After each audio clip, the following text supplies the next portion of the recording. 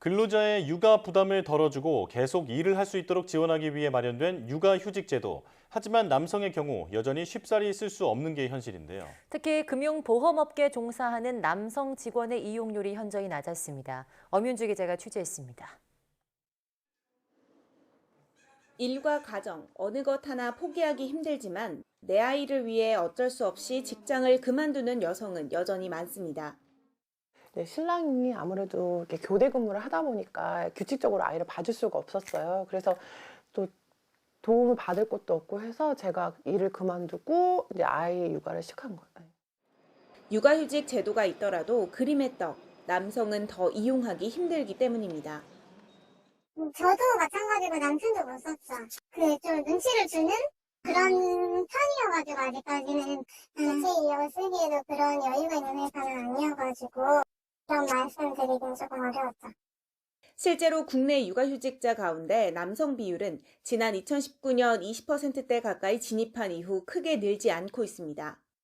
특히 금융, 보험업에서 육아휴직을 사용한 남성은 전체의 3.4%로 건설업에 이어 현저히 낮은 수준입니다. 최근 5년 동안 이용 추이도 제자리 걸음입니다. YTN이 상위 10개 증권사의 육아휴직 이용 현황을 알아봤더니 남성 육아휴직자는 전체 육아휴직자 10명 가운데 1명꼴이었습니다.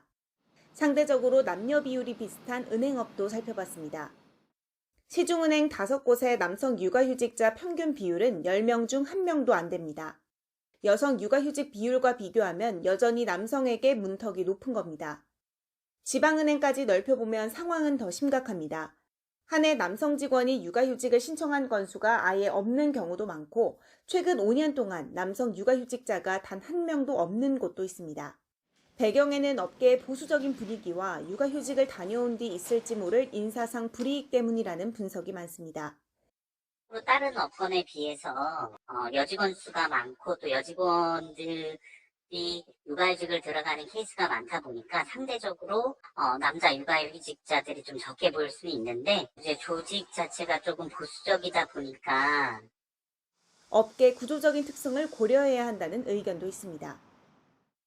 이제 조직의 입장에서 보면은 이 사람 데스크를 떠나가지고 뭐 1년이든 2년이든 이렇게 쉬게 되는 거는 잠재적인 손실이기 때문에 손실을 만회하기 위해서 다른 사람을 뽑아도 여기는 돌아올 수가 없는 거고 그렇다고 이제 비워놓자니 그 손실을 끌고 갈 수밖에 없는.